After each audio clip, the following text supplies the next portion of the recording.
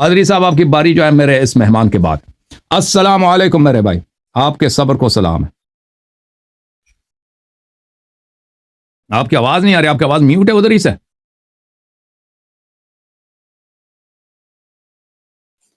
Sorry وہ میں نے میوٹ کی ہوئی تھی. السلام علیکم, میری آواز آ رہی ہے؟ وعلیکم السلام. جی جی, آپ خیریت سے ہیں انشاءاللہ؟ جی شکر اللہ کا, ٹھیک ٹھاک. میرا نام عمیر ہے اور جی سر. میں ناروے سے ہوں. جی سر, اللہ آپ کو عزت دے. میرا سوال جو ہے تھوڑا سا آپ نے جو پچھلے بھائی تھے ان کے ساتھ تھوڑا سا اس بارے میں آپ نے ڈسکس کیا جی کہ اسلام میں جو حق ہے اس کو ہم کس طرح کیا قانون ہے, کس طریقے سے ہم اس کو چن سکتے ہیں, کیونکہ جو اب دوسرے قوانین ہیں جیسے کہ ڈیموکریسی ہے اور کمیونزم ہے, سوشلزم ہے اور دوسرے جو وہ ہیں. اگر میرا سوال یہ ہے, میں اسی بات کو آگے لے کے چلوں گا, میرا سوال یہ ہے کہ اگر ہمیں کافروں کے یہ نظام جو دیے ہوئے ہیں یا جو اگر وہ ہمیں یہ نظام نہ دیتے تو آج 2024 میں اگر ہم نے اپنے ملک کا ایک سربراہ چننا ہے تو کیا طریقہ ہونا تھا؟ کیونکہ 1400 سال پہلے خدا تعالیٰ کو یہ پتہ تھا کہ دنیا جس طرح ملکوں میں بٹ گئی ہے, ایک ملک کا سربراہ نے دوسرے ملک کو ملنا ہے یا جس طریقے سے, سو ہمیں اگر وہ اس طرح کا ایک ریٹن قانون مل جاتا تو حضور صلی اللہ علیہ وآلہ وسلم کے بعد جو لیڈ کرنے کے جو پرابلمز تھے یا جو کنفلکٹس آئے تھے ہمارے ساتھ وہ شاید ہمیں ہمارے پاس کلیئر ایک ڈاکیومنٹ ہوتا جس کے مطابق ہم اپنے لیڈر کو چن سکتے. دیکھیں اسلام میں جو ہم اسلام کو پہلے ڈیفائن کریں کہ اسلام کس کو کہتے ہیں. ٹھیک ہے نا, اسلام اگر ہم کہتے ہیں کہ وہ ریویلڈ ٹروتھ, جو وہ سچ, وہ حقیقت جو اللہ کا میسج ہے, جو کریٹر کا میسج ہے ہمارے لیے, وہ اسلام ہے. باقی لوگوں کے جو نظریات ہیں جو ہم نے خود بنائے ہیں یا علماء نے بنائے ہیں, ان کے اجتہادات ہیں یا ان کے نظریات ہیں, اگر اللہ کے ریولیشن میں ہے تو ریولیشن کو دیکھنا ہوگا. یہ بذات خود ان کی اپنی کوئی حیثیت نہیں. اگر ہم اسلام کی اس طرح ہم تعریف کریں, اسلام وہ ہے جو اللہ نے بھیجا. شیعوں کے نزدیک جو اللہ نے میسج بھیجا ہے وہ رسول اللہ صلی اللہ علیہ وسلم کی سنت ہے اور اہل بیت علیہ السلام کی سنت ہے. اور ہمارے جو مسلمان بھائی ہیں وہ اہل بیت علیہ السلام کو نہیں مانتے, کہتے ہیں اللہ اور رسول صلی اللہ علیہ وسلم. اگر ہم اسلام کو اس طرح ڈیفائن کریں تو اس میں حکومت کے متعلق جو نظام ہمیں ملتا ہے تو لازمی جو امامت واضح طور پہ ملتا ہے کہ رسول اللہ صلی اللہ علیہ وسلم نے اپنے بعد ساری اتھارٹی, اس میں سے پولیٹیکل لیڈرشپ بھی ہے, اہل بیت علیہ السلام کو دی ہے. اور اس کے علاوہ جو ہمارے جو بھائی ہیں وہ ان کے نزدیک خلفاء کو دی ہے, لیکن وہ ڈیفائن نہیں ہے کہ وہ خلفاء کہاں سے آئیں گے, رولرز کو. اور وہ بہت براڈ ان کو اختیارات دیے کہ جس طرح چاہیں وہ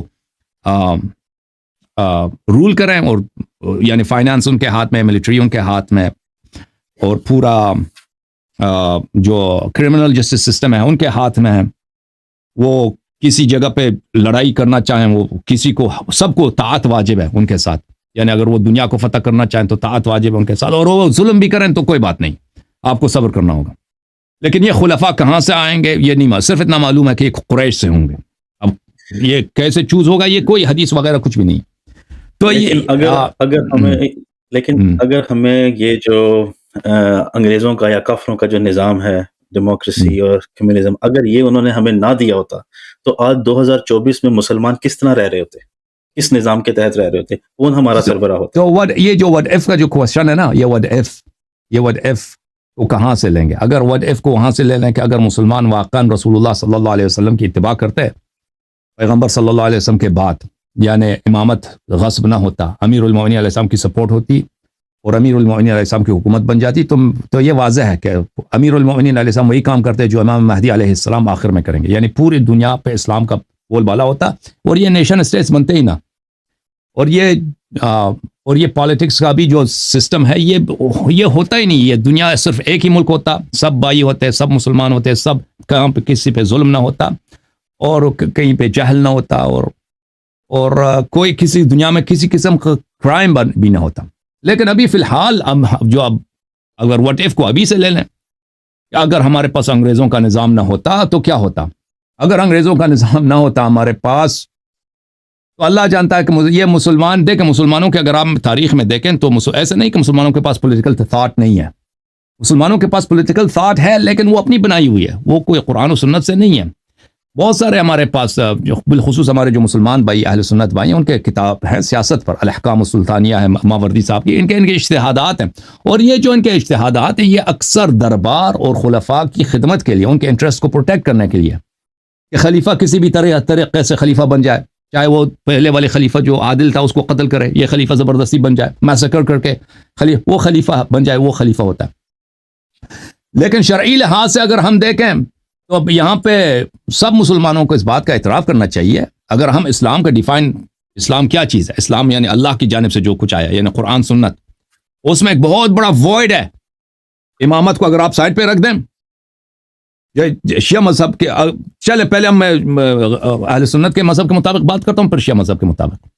اہل سنت کے مذہب کے مطابق اگر ان کے مذہب کے مطابق چلے نا، ان کے مذہب علماء کے جو پولیٹیکل تھاٹس ہیں اور احادیث کے روح سے، خلیفہ صرف قریش سے ہوگا اور خلافت کا نظام ہوگا، اور خلافت جو ہے ایک بہت ہی براڈ اتھارٹی ہے پورے گلوب کے لیے۔ خلیفہ کی جو اتھارٹی ہوگی اس طرح نہیں کہ وہ لمیٹڈ ایک جیوگرافی کے لیے، اس کا پورے گلوب کے لیے، پوری دنیا کے مسلمانوں کو، چاہے خلیفہ مثلا مصر میں ہے یا ترکی میں ہے، وہ اس کی تعداد ہندوستان پہ بھی واجب ہوگا، انڈونیشیا پہ بھی واجب ہوگا، چائنا میں بھی واجب ہوگا، اور اس کی اتھارٹی بہت براڈ ہے۔ وہ جس طرح پیغمبر صلی اللہ علیہ وسلم کے اختیارات تھے، اسی طرح اس خلیفہ کے اختیارات ہیں۔ وہ چاہے کسی شخص کسی ملک پہ الغار کرنا چاہے کسی چیز، کسی بھی طرح ہر چیز اس کے ہاتھ میں، یعنی بالکل ایبسولوٹ ڈکٹیٹرشپ۔ اور پھر وہ اگر ظلم بھی کرے، کسی بے گناہ آدمی کو قتل کرے تو اس کی گرفت نہیں ہے، آپ صبر کریں، پھر قیامت میں اللہ انصاف کرے گا۔ یا کہ آپ کا مال چھین لے، یا کسی کہاں پہ کسی کو میسکر کر دے، کسی بھی طریقے سے، وہ اس کی ازل نہیں ہوتی، وہ جتنا ظلم کرے، فسق کرے، اس کا ازل نہیں ہوتا۔ یہ ہمارے بھائیوں کے مذہب میں ہے، اس میں سے بہت سارے احادیث میں اور بہت سارے علماء کے اجتہادات ہیں۔ تو اس میں اگر آپ کہتے ہیں اگر ویسٹ سے ہم ڈیموکریسی نہ لیتے نا، اب میں نہیں کہتا ڈیموکریسی ایک بہت ہی پرفیکٹ سسٹم ہے، اور میں اس بات کا مطلب میں کبھی نہیں کہتا کہ ڈیموکریسی جو ہے اس میں انصاف ہے، اس میں ظلم نہیں ہے، نہیں، یہ باتیں میں نہیں کہتا۔ تو کوئی اس بات کا حمل نہ کرے کہ میں یہاں پہ ویسٹ کو پروموٹ کر رہا ہوں۔ عرض یہ ہے کہ اگر ویسٹرن تھاٹس اگر نہ ہوتا ہمارے پاس، تو کیا سسٹم ہوتا؟ وہی سسٹم ہوتا جو مڈل ایجز میں یورپ پہ حاکم تھا، جو مسلمانوں پہ خلفائے بنی عباس، خلفائے بنی امیہ، خلفائے خلافت عثمانیہ کے دوران جو سلطنت مغلیہ ہند میں تھا، اسی طرح کا ہوتا۔ لیکن اگر ہم مسلم ورلڈ کی ساری ہسٹری کو دیکھیں، سارا پاور پلے تھا، کوئی خاندان اگر طاقتور تھا اس نے حکمرانی لے لی، کوئی ٹوٹل پاور پلے تھا۔ تو اگر میرا سوال یہ ہے کہ اگر ہمیں ایک مل جاتا، ہمیں ایک اوتھینٹک ایک ڈاکیومنٹ مل جاتا کہ اس کے مطابق ہم اسلامی فلاحی ریاست بنا سکتے ہیں، اسلامی ریاست اسی طرح اپنا حق میں وقت ہم چن سکتے ہیں، تو پھر شاید ہمارے لیے حضور صلی اللہ علیہ وسلم کی وفات کے بعد جو سارے پرابلمز ہوئے، جو سارے کنفلکٹ ہے، وہ شاید اس چیز سے ہم بچ جاتے۔ اگر آپ دیکھیں، ابھی میں آپ کی خدمت میں عرض کروں، اگر آپ کہتے ہیں کہ رسول اللہ صلی اللہ علیہ وسلم کوئی ڈاکیومنٹ لکھاتے ہیں نا، وہ آپ کو پتہ ہونا چاہیے کہ وہ جس ماحول میں رہتے تھے وہاں پہ کتابوں کا کوئی سسٹم نہیں تھا، وہاں پہ مسلمانوں کے پاس کوئی کتاب نہیں تھا، مسلمانوں کے پاس کوئی ڈاکیومنٹس نہیں تھے، قرآن بھی نہیں لکھا پیغمبر صلی اللہ علیہ وسلم کے زمانے میں، قرآن بھی جو ہے کتابی شکل میں نہیں تھا، قرآن گتوں پہ، لکڑ پہ، ہڈی وغیرہ پہ وہ متفرق پڑا ہوا ہے، کچھ قرآن لوگوں کو یاد ہے، کچھ یاد نہیں ہے۔ تو اگر آپ کہتے ہیں کہ پیغمبر صلی اللہ علیہ وسلم ایسے ڈاکیومنٹ لکھتے، تو انہوں نے پیغمبر صلی اللہ علیہ وسلم نے بار بار اپنی پوری اتھارٹی اپنے اہل بیت علیہ السلام کو دی ہے، اور انہوں نے لکھانا چاہا بھی مرتے وقت، لیکن صحابہ نے نہیں لکھنے دیا۔ لیکن اگر ایسے کوئی چیز لکھتے ہیں نا تفصیل کے ساتھ، تو اس کی کوئی گارنٹی نہیں ہے کہ وہ لوگ عمل کرتے ہیں، اس کو پڑھ بھی لیتے، ان کو پڑھنا بھی آتا تھا۔ معاشرہ ایسا تھا کہ وہ اگر لکھا بھی دیتے نا کہ اس میں پورے حکومت کے قوانین ہیں، ان کو پڑھنا آتا ہے، وہ اس کو پروٹیکٹ کرتے ہیں، اور جب ان کی اپنی سیاست، ان کی اپنی ہوائے نفس اس سے متصادم ہو جائے تو اس کو وہ رسپیکٹ کرتے ہیں۔ اس طرح کوئی بات نہیں، یہ عالم اسلام پورا اس واقعے کا شاہد ہے، جب حکومت وقت کی سیاست امام حسین علیہ الصلوۃ والسلام کی حیات سے ٹکرا گئی ہے، تو وہ ان کو پیاسے زبان کے ساتھ صحرا میں ان کے بچوں کے ساتھ شہید کیا، اور ان کے پورے خاندان کو اٹھا کے لے گئے۔ جو نبی صلی اللہ علیہ وسلم کے اہل بیت کے ساتھ یہ کر سکتا ہے، تو وہ ڈاکیومنٹ کو اگر آپ سمجھتے ہیں کہ ڈاکیومنٹ سے کوئی مشکل حل ہوتا، کوئی مشکل حل نہ ہوتا کہ پورے قوانین لکھتے حکومت کرنے کی۔ اور پھر میں آپ کی خدمت میں عرض کروں، یہ چیز دیکھیں کہ ہم حکومت کر سکتے ہیں اور اس حکومت میں ہم ظلم نہیں کریں گے. اللہ کی حکومت وہ حکومت ہوگی جس میں کسی پہ ظلم نہیں ہوگا, کسی کا ابیوز نہیں ہوگا. تو یہ عام جو مسلمان ہے غیر معصوم, یہ ناممکن ہے. دس از امپاسبل. ایک ڈیوائن گورنمنٹ ہے جو رسول صلی اللہ علیہ وسلم کی گورنمنٹ ہے کہ وہاں پہ کسی قسم کا ظلم نہیں ہوگا, وہ گارنٹیڈ ہے, کیونکہ اس کے سربراہ ایک ایسا شخص ہے کہ وہ ظلم نہیں ہونے دے گا, وہ خود بھوکا رہے گا, کسی کو بھوکا نہیں رہنے دے گا. لیکن جو عام مسلمان ہے یعنی غیر معصوم حتمن ظلم کرے گا, حتمن خطا کرے گا. تو ان کو دیکھیں, ان کو اتھارٹی دینے کی کہ آپ اللہ کے نام پہ حکومت کریں, یہ خیانت ہوگا. اللہ یہ خیانت اپنے عباد کے ساتھ, اپنے بندوں کے ساتھ نہیں کر سکتا. کہ آپ مجھے ایک ایسی چیز کا امانت دے دیں, مجھے ایک ایسا ٹرسٹ دے دیں کہ میں اس ٹرسٹ کو کیری آؤٹ نہیں کر سکتا. ٹرسٹ یہ ہے کہ میں لوگوں کے ساتھ انصاف کروں اور مجھے ان کے مال پر, ان کے جان پر, ان کی زندگی پر, ان کی آبرو پر, ان پہ مسلط ہو جاؤں. گورنمنٹ کا کیا کام ہے؟ گورنمنٹ یہی ہے کہ لوگوں کی جان, مال, آبرو, ان کی فائنانس سب گورنمنٹ کے ہاتھ میں ہے. اور وہاں پہ جو لوگ ایلیٹس حکومت کرتے ہیں, چاہے ویسٹ کی بات کریں, چاہے امریکہ کی بات ہو, چاہے برٹن کی بات ہو یا Pakistan, elites they always watch for their own interest. وہ اپنے انٹرسٹ کو دیکھتے ہیں. ٹھیک ہے ظاہر میں ڈیموکریسی ہے, لیکن اس طرح نہیں ہے کہ وہ اگر ان کی کانفلکٹ ہو جائے ان کی اپنی انٹرسٹ عوام کے انٹرسٹ کے ساتھ, وہ عوام کے انٹرسٹ کو آگے بڑھائیں گے. بالکل نہیں, کبھی نہیں. وہ اپنے انٹرسٹ کو, ہر پالیٹیشین, ہر شخص اس نے اپنے انٹرسٹ کو دیکھنا ہوتا ہے. اور اگر آپ کو کبھی کبھی ایسا شخص ملے بھی نا کہ وہ اپنی انٹرسٹ کو چھوڑ دے گا, اپنی پارٹی کے انٹرسٹ کو چھوڑ دے گا, وہ اپنی ملک اور اپنے عوام کے انٹرسٹ کو آگے بڑھا دے گا, اس کو نیچے لائیں گے. اس کو وہ کامیاب حکومت نہیں ہو سکے گا اس کا. تو عرض یہ ہے کہ غیر معصوم, دیکھیں یہاں اللہ تعالیٰ نے یہ جو حکومت کی جو امانت ہے, جو ٹرسٹ ہے, اس کو صرف اور صرف معصوم کو دیا. معصوم کون ہے؟ رسول اللہ صلی اللہ علیہ وسلم, اور اس کے بعد ائمہ طاہرین علیہ الصلوۃ والسلام. اس لیے ان کے علاوہ کسی اور کو نہ حکومت کے قوانین کا پتہ ہے, اور نہ کسی کو یہ کسی حدیث میں, قرآن کی آیت میں کہ فلان شخص کو حکومت بنا دے, کچھ بھی نہیں ہے. صرف اس کو ہے جس کے پاس عصمت ہے, وہی حکومت کر سکتا ہے اللہ کے نام پر. اور اللہ کی حکومت ایسی حکومت ہوگی کہ بالکل جو پورا ورلڈ ہے, یہ دنیا ہے, یہ پیراڈائز بن جائے گا. اس میں نہ جہل ہوگا, نہ کسی قسم کی ظلم ہوگی, نہ کسی قسم کی تلفی ہوگی, نہ غربت ہوگا. وہ اس موجودہ ایلیٹس کی حکومت میں, چاہے ڈیموکریسی ہو, چاہے سعودی عرب جیسے ڈکٹیٹرشپ ہو, ان سسٹمز میں اس کا حاصل ہونا ناممکن, امپاسبل ہے.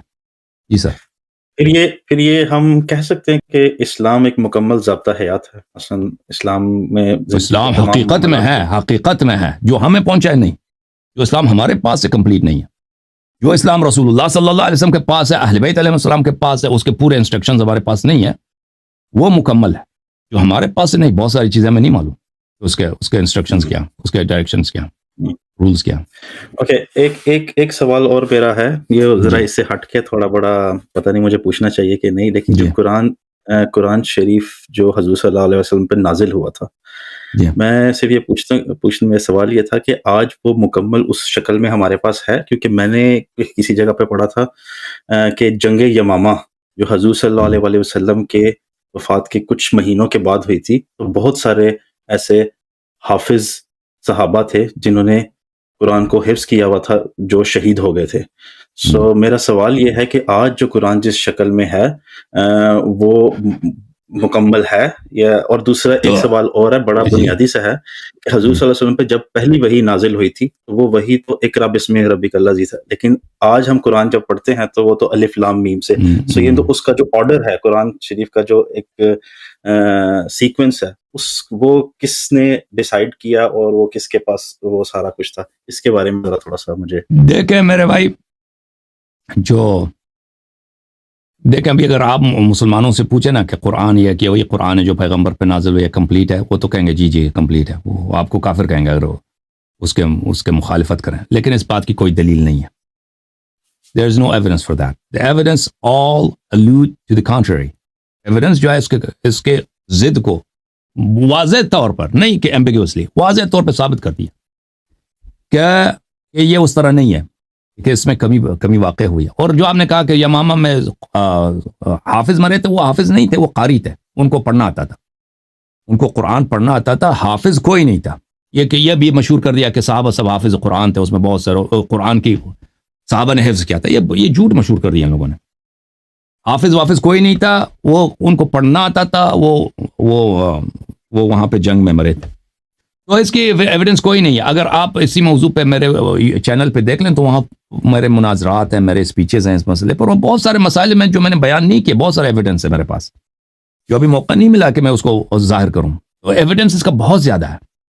اور یہ جو کہا جاتا ہے شیعہ اور اہل سنت دونوں کہتے ہیں کہ قرآن کامل ہے، قرآن کامل ہے، اس میں کمی واقع نہیں ہوئی، اس کی دلیل کچھ بھی نہیں کسی کے پاس سوائے نعرے کے، سلوگن کے، دلیل کچھ بھی نہیں. اچھا، یہ آپ ایک سوال. دوسرا سوال آپ کا کیا تھا؟ میں بھول گیا. وہ جو پہلی وحی نازل ہوئی تھی اقرا، ہاں وہ بھی وہی ہے نا کہ وہ ترتیب قرآن کی جو سیکوینس ہے، جو آرڈر ہے، وہ ترتیب نزول نہیں. یہ تو سب کو معلوم ہے وہ تو خود سب اقرار کرتے ہیں. یہ ترتیب جو ہے، ترتیب یہ صحابہ کا کام ہے، اور انہوں نے اپنی جو مفادات ہے، اپنی سوچ سے انہوں نے جو ترتیب رکھا ہے وہی ترتیب رکھا ہے. اس میں ورسز کی ترتیب ہے. کیا اس ترتیب کو اہل تشریح نے کیا؟ یہ ورسز کی ترتیب ہے، اور پھر سوروں کی ترتیب ہے. سوروں کی ترتیب تو سب کو معلوم ہے. یہ سوروں کی ترتیب جو ہے، یہ ترتیب نزول نہیں، اللہ نے اس طرح قرآن نازل نہیں کیا. اور جو ودن ہر سورہ جو ورسز کی ترتیب ہے، اس میں بھی کوئی دلیل نہیں ہے کہ یہ بھی اللہ کی جانب سے ہے. تو یہ سب صحابہ نے، عثمان کے زمانے میں یہ ہوا تھا، وہ بیٹھ کے انہوں نے کمیٹی بنائی تھی، وہ آپس میں کرتے تھے. تو اہل بیت علیہ السلام نے اس کی مخالفت کی ہے کافی انہوں نے. تو یہ اہل بیت علیہ السلام کے نزدیک جو اس زمانے میں صحابہ نے، یعنی صرف اہل بیت نے نہیں، یہ اہل سنت کی کتابوں میں بہت ہے. عبداللہ ابن مسعود، ابی ابن کعب، بہت سارے صحابہ نے اس کی شدید مخالفت کی تھی. اس زمانے میں یہ بہت بڑا جھگڑا تھا، یہاں لڑائی ہوتی تھی اس بات پہ، ایک دوسرے کو قتل کرنے لگے تھے. تو وہ اس زمانے میں یہ ہوا تھا. اور کیوں؟ لیکن وہ زمانے یہ تھا کہ کسی کو پڑھنا نہیں آتا تھا. وہ بہت محدود، مثلا 100 میں سے 2 آدمی کو نہیں آتا تھا پڑھنا، یعنی بہت محدود افراد تھے جن کو پڑھنا آتا تھا، جو پڑھ سکتے تھے. 99.99% لوگ ان پڑھ تھے، نہیں پڑھ سکتے تھے. کتاب کسی کے پاس، اور قرآن کی جو کاپیز ابھی ہر گھر میں 4-5 ہر کمرے میں جائے قرآن کی کاپی پڑھی ہے نا. بیڈ روم میں رکھ رکھتے ہیں لوگ، لیونگ روم میں رکھ رکھتے ہیں برکت کے لیے. قرآن تو ہر جگہ ہوتا ہے. اس زمانے میں اس طرح تو نہیں تھا. قرآن کسی کے پاس تھا، اور ان کاپیز میں بڑا اختلاف تھا. قرآن کی جو کاپیز تھے مینوسکرپٹس میں، کیونکہ یہی اس پہ سے ایک یہ سوال بھی نکلتا ہے کہ اور جو معاف کیجیے گا، جو عثمان نے جو مینوسکرپٹ بنائی ہے، اور باقی مینوسکرپٹس کو اس نے زبردستی، یعنی ڈکٹیٹرشپ کے تھرو، نہ کہ کنسنسس کے تھرو، ڈکٹیٹرشپ کے تھرو اس نے باقی سب کو ڈسٹروائے کیا، جلایا ہے. تو یہ جو اس نے جب جلایا ہے قرآنوں کو، اس پہ بڑا فتنہ ہوا تھا اس زمانے میں. بڑے سینئر صحابہ نے اختلاف کیا تھا، مخالفت کی تھی اس بات کی. لیکن وہ کیونکہ وہ بہت پاورفل تھا، پوری آدھی دنیا پہ اس کی حکومت ہے، اس کے مقابلے میں صحابہ کی بات نہیں چلتی تھی. اہل بیت علیہ السلام نے بھی اس کی مخالفت کی ہے. بہرحال یہ قرآن کی جو کہانی ہے وہ اسی سنت کی کہانی ہے. ابھی پوری سنت ہمارے پاس نہیں ہے. سنت میں سے 90-99% غائب ہے، کیونکہ 23 سال پیغمبر صلی اللہ علیہ وسلم کی جو حیات ہے، انہوں نے کتنے کام انجام، کتنے جملے بولے ہیں، اس میں سے تو 99.99% نہیں ہے. جو 2-3 ہزار 4-5 ہزار حدیث صحیح ہیں، ٹھیک ہے نا. 4-5 ہزار حدیث، وہ 30 سال میں آدمی جتنا بات کرتا ہے، وہ یہ 3,000 جملے تو نہیں ہوتے نا. جو اس جملوں میں وہ بھی ہوتا ہے، فعل بھی ہے، افعال تو اس کے کئی زیادہ. تو وہ تو مفقود ہے، وہ لاسٹ ان ہسٹری. ہاں، تو یہ تو اگر کوئی کہہ دے نا کہ قرآن، وہ تو سنت کی بھی یہی کہانی ہے. اور شریعت کے بارے میں آپ کا کیا ہے؟ شریعت لا جو ہے، یہ جس طرح سعودی عرب کے اندر یا باقی جنہوں نے شرعی نظام، شریعت کا نظام ہے، دیکھیں یہ اصل میں جو شرعی نظام سے کیا مراد ہے؟ یہی جو کرمنل کوڈز ہے نا، کرمنل کوڈز جو اپلائی ہوتے ہیں. ہاں، کسی کا سر کاٹ دیا، کسی کا ہاتھ کاٹ دیا، یہ اصل میں جو ہے، یہ ہمارے پاس کوئی ایسی دلیل نہیں ہے کہ عام مسلمانوں کو یہ اختیار ہے کہ یہ رولز یہ جاری کریں. یہ تو صرف رسول پاک صلی اللہ علیہ وسلم کی ڈیوٹی تھی کہ وہ ایز اے لیجیٹیمیٹ رولر وہ ان احکام کو جاری کرے. اگر کوئی صحابہ خود آ کے مثلا کسی کا ہاتھ کاٹتا ہے، وہ اس کو اجازت نہیں ہے کہ کسی نے چوری کیا آپ جا کے اس کا ہاتھ کاٹ دو، ٹھیک ہے نا. تو یہ اتھارٹی کس کو، پیغمبر صلی اللہ علیہ وسلم کے بعد کس کو یہ اتھارٹی ملی ہے؟ یہ اسلامک کودز وہ جاری کر دیں. تو ہمارے پاس کوئی دلیل نہیں ہے کہ یہ مسلمانوں کو یہ ملی ہے کہ ہم حکومت بنائیں گے اور یہ کوڈ جاری کریں گے. اس کی کوئی دلیل نہیں ہے. ان کا جو لیجیٹمیٹ جو سکسیسر ہے وہ ایک انہی کی طرح ایک معصوم ہے, انہی کی طرح ایک انفیلیبل پرسن ہے, ان کو یہ اتھارٹی ملی ہے, باقیہ کو یہ اتھارٹی ملی ہے, اس کی کوئی دلیل نہیں ہے. تو اس لیے جو کرمنل کوڈز بھی جاری ہوتے ہیں دنیا میں اسلام کے نام پر, کہ ہم اسلام کا حکم جاری کر رہے ہیں تو یہ بھی ایک بہت بڑا دھوکہ ہے, ایک بہت بڑا فراڈ ہے. یہ اصل اتھارٹی کس کی ہے؟ یہ رسول اللہ صلی اللہ علیہ وسلم کی ہے. اس کے بعد جو ان کا جو ڈیوائنلی اپوائنٹڈ سکسیسر ہے ان کی یہ اتھارٹی ہے. جی سر. سو اگر اس میں جس طرح کہ حضور صلی اللہ علیہ وسلم کی زندگی, حضور صلی اللہ علیہ وسلم حالے میسنجر کا رول انہوں نے, مطلب میسج خدا کا میسج لے کے آئے تھے. سو ان کی زندگی کا ایک ہی مقصد تھا, وہ اپنے امت کے لیے میسج, خدا کا میسج لے کے آنے کے لیے, اور وہ ہمارے لیے مکمل ضابطہ حیات تھا. تو حضور صلی اللہ علیہ وسلم کو یا خدا تعالیٰ کو یہ پتہ ہونا چاہیے تھا کہ 1400 سال بعد کہ جو مسلمان ہوں گے ان کو اپنی زندگی گزارنے کے لیے یہ ایشوز ہوں گے, یہ پرابلمز ہوں گے, تو اس کو کیوں نہیں ایڈریس کیا گیا تھا کسی بھی صورت میں, قرآن کی شکل میں یا کسی بھی چیز. I have addressed this several times. اب سن لیں, دیکھیں یہ تو پہلی بات نہیں ہے, شرائع اس سے پہلے بھی آئی ہیں, اور خود اسلام کہہ رہا ہے کہ شرائع کو چینج کیا گیا, شرائع لاسٹ ہو گئی اور چینج بھی ہوا ہے نا. اسلام جو آخری ہے, اسلام سے پہلے بھی ہوا ہے کہ اللہ کی جانب سے ڈیوائن میسج آیا ہے, شریعت آئی ہے, اس کو لوگوں نے چینج کیا یا اس کو ضائع کر دیا, وہ بھولا گیا ہے. تو نبی صلی اللہ علیہ وسلم جس معاشرے میں آئے ہیں تو وہ اللہ کا آخری دین لے کے آئے, اس کے بعد اللہ کی جانب سے کوئی قانون نہیں آنے والا. اور جب یہ ان سے پہلے کے ساتھ ہو چکا ہے, اور انہوں نے خود بار بار کہا کہ جو پہلے ہوا وہ میرے ساتھ بھی ہوگا, میرے امت کے ساتھ بھی ہوگا. یہ بھی مزے کی بات ہے عمر بھائی, انہوں نے یہ بھی بار بار کہا کہ جو پہلے والوں نے کیا ہے آپ مسلمان بھی وہی کریں گے. تو انہوں نے کون سا اسٹیپ لیا ہے کہ سیف گارڈ کریں. یہ جو انفارمیشن میں لے کے آ رہا ہوں اللہ کی جانب سے, جو میسج لے کے آ رہا ہوں, یہ فیوچر میں 1000 2000 5000 سال, کیونکہ قیامت اگر 1,00,000 سال بھی ہے, 1,000,000 سال بعد بھی ہے, تو کوئی نبی نہیں آنے والا, تو ان تک پہنچایا جائے. دیکھیں وہ جس معاشرے میں رہتے تھے وہ معاشرت تو ہے ان پڑھ, ویڈیو سسٹم تو نہیں ہے کہ وہ ریکارڈنگ کر دیں, ویڈیو کو ریکارڈنگ کر دیں, اور وہ سب ان پڑھ لوگ ہیں. ویڈیو ریکارڈنگ کرتے بھی نا, دیکھیں اگر ویڈیو ریکارڈنگ ممکن ہوتی تو ویڈیو کو وہ چینج کرنا بھی ممکن ہوتا. اس کو جیسے حدیث بناتے ہیں نا لوگ, جھوٹی حدیث بنانا, اس کا ویڈیو بنانا بھی ناممکن نہیں تھا.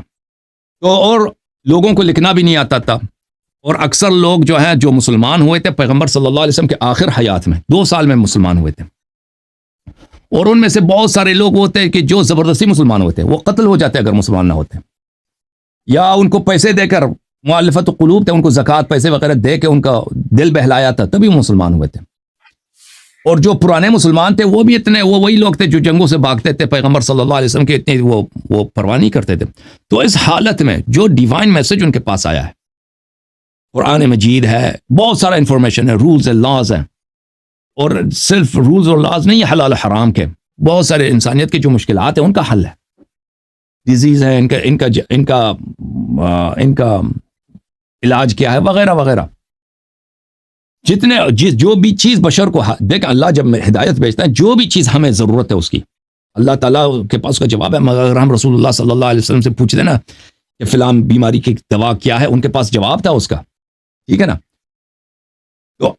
تو یہ سب ان کے پاس تھا. ان کو سیف گارڈ کرنے کا کیا طریقہ کار تھا ان کے پاس دیکھ, اگر وہ لکھا دیتے نا کہ یہ لکھ لو, وہ ایک کتاب بن جاتی کانگریس کے لائبریری سے بھی بہت زیادہ بڑا. اور پھر وہ پہلے ایسے کتاب لکھانا ناممکن تھا وہاں پر, پھر اس کو سیف گارڈ کرنا, پھر لوگ اس کو چینج نہ کریں, وہ بھی یعنی اس کی کوئی گارنٹی نہیں ہے کہ لوگ جیسے پرانے امتوں کے ساتھ ہوا ہے. تو نبی صلی اللہ علیہ وسلم نے ایک بہت ہی گارنٹیڈ انہوں نے اسٹیپ لیا ہے اللہ کے حکم سے, کہ اس میں کسی قسم کی اس میں خدشے کی اور کسی قسم کی لاس ہونے کی یا چینج ہونے کی اس انفارمیشن میں کوئی احتمال ہی نہیں ہے, کہ نبی صلی اللہ علیہ وسلم یہ سارا انفارمیشن ٹرانسفر کر دیں گے. ایسا شخص جو بالکل انہی کی طرح ہے, انہی کی طرح معصوم ہے, انہی کی طرح انفیلیبل ہے, انہی کی طرح اللہ کی جانب سے پروٹیکٹڈ ہے, کہ وہ بھولے گا نہیں, اور وہ شیطان کی وجہ سے, ہوائے نفس کی وجہ سے, اپنی قوم کی مفادات یا اپنی ذاتی مفادات کی وجہ سے کسی چیز کو چینج نہیں کرے گا. تو وہ سارا انفارمیشن نبی صلی اللہ علیہ وسلم نے اس کو ٹرانسفر کیا. اور وہ کون ہے؟ امام علی علیہ السلام. انہوں نے اپنے بعد امام حسن علیہ السلام کو ٹرانسفر کیا, انہوں نے بعد امام حسین علیہ السلام کو ٹرانسفر کیا. تو یہ سارا وہ اتھارٹی جو نبی صلی اللہ علیہ وسلم کے پاس وہ ہے, وہ سارا انفارمیشن ان کو منتقل کیا, اور وہ نسل بنسل چلتا رہے گا. آج بھی امام مہدی علیہ الصلوۃ والسلام ہے. اس کے علاوہ اگر اس طریقے کو نہ لیا جائے نا, تو پھر نبی صلی اللہ علیہ وسلم بھی غدار ہے, نہ سجیر, اللہ بھی غدار ہے. کیونکہ اللہ کو پتہ ہے کہ میں نے پہلے تورات بھیجا, انجیل بھیجا, اس کو لوگوں نے چینج کیا. شریعت بھیجا ہے موسیٰ علیہ السلام, یہودیوں نے چینج کیا, حلال کو حرام کیا, حلال کو حرام کیا, اور پھر اللہ بار بار کہتا ہے کہ تم مسلمان بھی یہی کرو گے. اور اس کے بعد کوئی اسٹیپ نہیں لیا, کوئی ایسا انہوں نے کوئی اللہ نے اسٹیپ نہیں لیا کہ یہ انفارمیشن اگلے والے نسلوں تک کیسے پہنچے گا. یہ کوئی اسٹیپ نہیں لیا. تو وہ انفارمیشن جو ہے اللہ تعالیٰ نے صرف رسول صلی اللہ علیہ وسلم نے خطبے دیے, صحابہ نے جو دیکھا بھائی, جو یاد رہ گیا, جو یاد نہیں رہا وہ بھول گئے. باقی والی نسلوں تک 150 سال تک تو کسی نے حدیث لکھا ہی نہیں. اس کے بعد جو لکھا گیا تو وہ اس میں غلط حدیث, جھوٹی حدیث, ضعیف حدیث, اور بہت اکثر حدیث اس میں پہنچے ہی نہیں. قرآن مجید کی بھی کہانی آپ کو پتہ ہے. تو دیکھیں, جو ہم ہمیشہ یہ کہتے ہیں کہ اگر آپ صرف قرآن کی داستان کو دیکھیں اور سنت کی داستان کو دیکھیں, کہ قرآن کی جو ہسٹری ہے اور سنت کی جو ہسٹری ہے, اس کو دیکھیں بخوبی پتہ چلتا ہے کہ یہ اگر دین وہی ہے کہ ہمارے مسلمان بھائی اہل سنت کہتے ہیں, تو اللہ بھی غدار ہے, نبی صلی اللہ علیہ وسلم بھی غدار ہے. ان پہ بڑا تان ہے کہ آپ نے کیوں ایسا کوئی اسٹیپ نہیں لیا, جب آپ کو پتہ ہے کہ یہ سب قرآن پہ بھی مصیبت آئے گی, سنت پہ بھی, تو آپ نے وہ انفارمیشن پروٹیکٹ کرنے کے لیے کیوں کوئی اسٹیپ نہیں لیا؟ کچھ بھی نہیں لیا, سب ضائع ہو گیا. بہت کم بچا ہے اس میں سے, ہمیں پتہ نہیں کہ حدیث کون سی صحیح ہے کون سی ضعیف, اس پہ ہمیشہ نزاع رہتا ہے, اس پہ ہمیشہ ڈسپیوٹ رہتا ہے. تو جو اللہ اور رسول صلی اللہ علیہ وسلم نے جو اسٹیپ لیا ہے, اس کے علاوہ کوئی اور اسٹیپ ممکن ہی نہیں تھا اس معاشرے میں, کیونکہ وہ معاشرہ ایسا تھا کہ سب ان پڑھ لوگ ہیں, اور سب ایسے مخلص وفادار لوگ نہیں تھے کہ وہ سب نبی صلی اللہ علیہ وسلم کو دل و جان, وہ وہی لوگ تھے جو نبی صلی اللہ علیہ وسلم سے فتح مکہ کے بعد طائف میں جب پہنچے تو راستے میں صحابہ نے نبی سے خواہش کی کہ ہمارے لیے بت بنا دو. ہمیں انہوں نے ایک درخت تھا وہاں راستے میں, ذات انوات اس کو کہتے تھے, وہ صحیح حدیث میں موجود ہے. انہوں نے کہا کہ مذاق, وہ لازمی بات ہے, یہ سیریس تو نہیں ہے نبی صلی اللہ علیہ وسلم کا مذاق, توحید کا مذاق اڑانے کے لیے, کہ ہمیں خواہش ہے کہ بھئی جس طرح مشرکین کے پاس بت ہے, ہمارے لیے بھی اسی طرح بت بنا دو کہ ہم بت کی پوجا کریں. تو جب وہ صحابہ کی یہ حالت ہے کہ وہ اجتماعی طور پہ بتوں کی پوجا کی وہ تمنا رکھتے ہیں, تو بہرحال ان کی میموری پہ ڈیپینڈ کرنا, ان کے قوت حافظہ برداشت پہ, اور ان کے اگلے والے نسل تابعین کے قوت حافظہ پہ ڈیپینڈ کرنا, یہ تو کوئی عاقل کا کام نہیں ہے. اوکے میرے بھائی, عمر بھائی, جی ٹھیک ہے, okay thank you. Okay thank you sir, میں اللہ بلیس یو, اللہ آپ کو جزائے خیر دے. Thank you sir. میں آپ کا شکریہ ادا کرنا چاہتا ہوں کہ آپ بہت دیر انتظار میں رہے. اللہ آپ کو جزائے خیر دے. اگر آپ کے ساتھ ہم نے شارٹ بات کی ہے تو آپ مجھے معاف کریں.